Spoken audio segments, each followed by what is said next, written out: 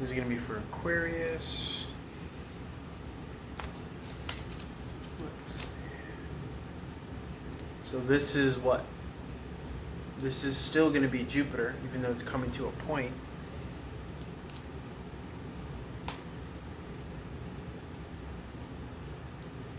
Because of this, the number 2.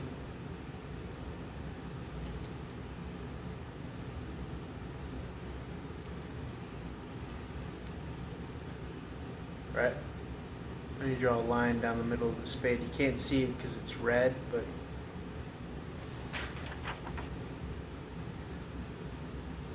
boom. That's Jupiter. And when you reverse it, that's the sign for Saturn. So that's how these two are intertwined.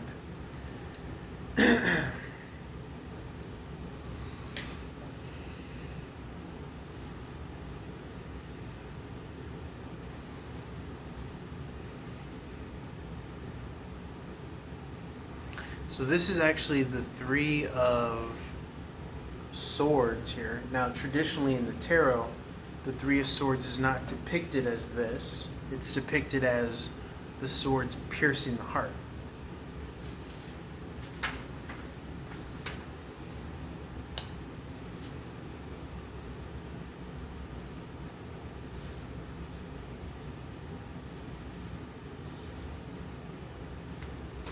But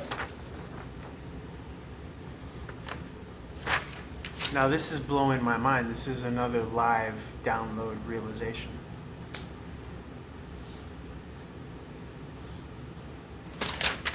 What's this motherfucker? Was not Jesus supposedly crucified next to Barabbas and some other schmuck? 3 of Swords in the heart. This is the crucifixion. But this is also Saturn, because it's the number 5.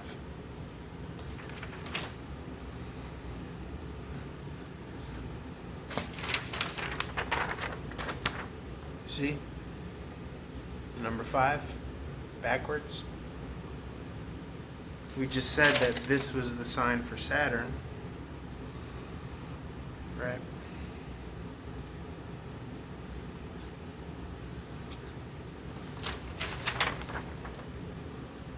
Does that not look like the motherfucking number 5 here? You could even see it here. Boom, boom, boom. So that's the sign of Saturn. So that's the cross or the sword piercing into the heart.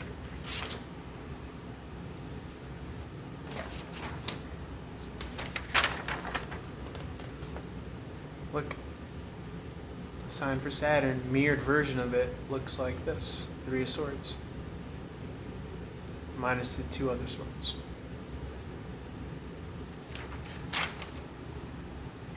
So I say that to say that this is the crucifixion.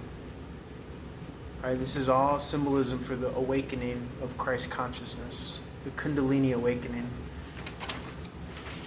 that we were speaking to earlier, which is the caduceus, the magnetic north in the human body.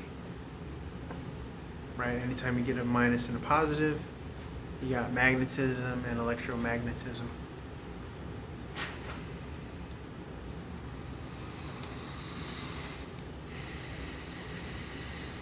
So the human body has electricity running through it.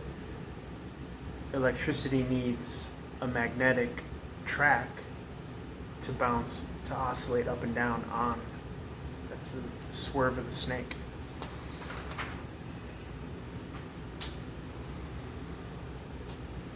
So traditionally, this represents heartbreak, but you could even read this, since the spades are pointing up, Jupiter's pointing up, you could read these, the poker cards, as expanding past that. Right? We are rising past that. We are resurrecting past that. Every time we rise in the morning with the rising sun.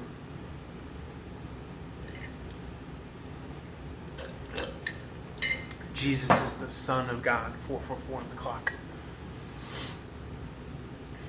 Remember, we said Jupiter and Zeus are the same equivalency of the Roman and the Greek versions of each other. Jupiter plus Zeus is Jesus. Jesus. When Saturn's symbol is upward, that represents the material conquering the soul or the heart, because the soul resides in the heart. But when Jupiter's sign is upward, it represents the heart conquering, or the soul conquering physical matter. Because remember, Saturn is represented by Capricorn. Capricorn is Earth, right? So during the crucifixion, we think that it's the end, right? Ten of Swords. Backstab, betrayal is the Ten of Swords.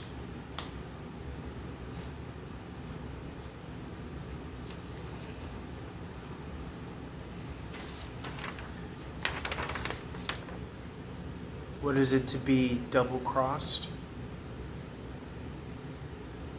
Betrayed. Those are two crosses, you see? Cross there, cross there. What happens when you get two crosses? Well, it's the Masonic symbol.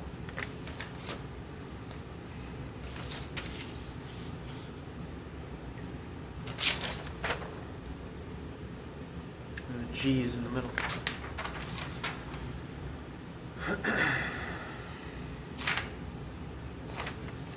So Jesus was double-crossed.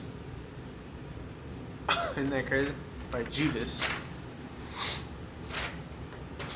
But that's okay because the sun always rises.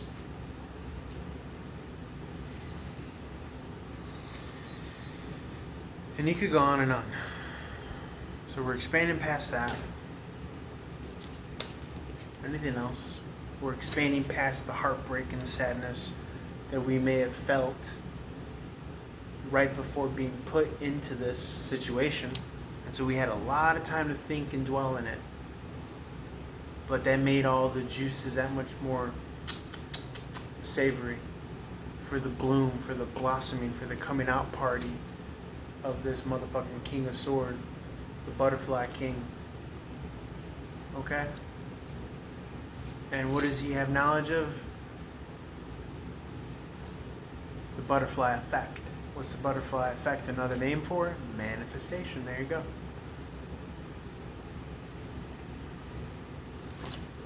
And also, not for nothing, what is the K? It's number 11 in the alphabet. 1111, make a wish. What else we got? And what's half of the 3? Half of the 3 is the butterfly. Right?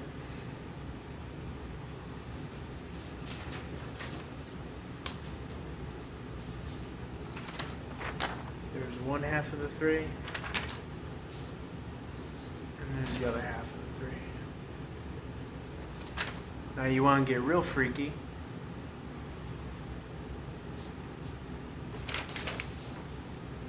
You put that magnetic rod down the center.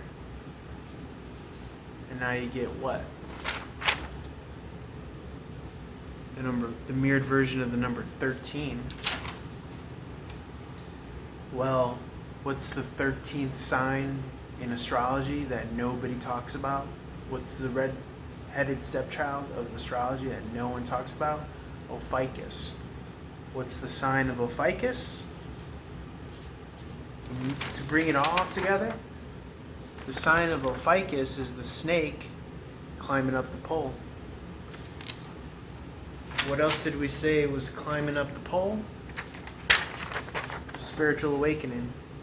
The Kundalini snake climbing up the spine to the brain to turn itself on.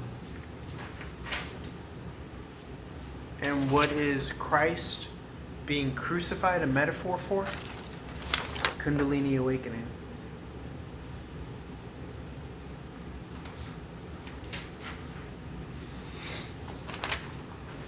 Because in the Kundalini awakening process,